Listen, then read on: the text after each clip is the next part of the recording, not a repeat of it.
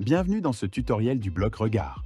Ce bloc permet de contrôler la direction des regards des personnages dans la scène afin de guider l'attention de l'apprenant ou de renforcer l'immersion. Ce bloc n'est pas présent directement dans la bibliothèque.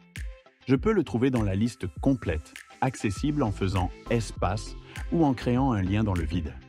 Je cherche Regard pour créer le bloc. Lorsque j'ouvre ces paramètres, une prévisualisation de la scène en cours me permet de voir l'effet que ce bloc aura dans le scénario. À gauche, je peux définir des changements dans les regards des personnages présents. En particulier, je peux leur demander de regarder spécifiquement l'un des autres personnages si le mode automatique par défaut ne traite pas correctement ma situation. Je peux aussi demander à un personnage de regarder un point précis dans le décor. Ici, j'ai une scène de discussion face à un personnage interrompue par un appel téléphonique. Je souhaite que le personnage regarde le téléphone lorsqu'il sonne. Pour cela, j'ouvre l'édition de la scène. Je vois le personnage et le téléphone dans le décor. Je clique sur « Configurer ce décor » pour le modifier.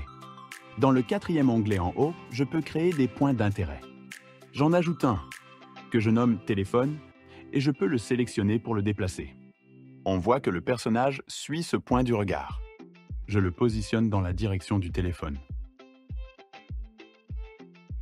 Je ferme la configuration du décor ainsi que l'édition de la scène et je place un bloc regard après la sonnerie du téléphone.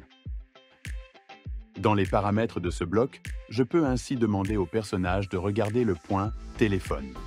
Je ferme les paramètres et un peu plus loin, j'ai un autre bloc regard qui remet le personnage en mode automatique pour regarder l'apprenant.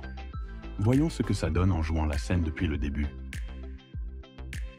Bonjour, merci d'être venu. On va pouvoir commencer. Ah, je suis désolée.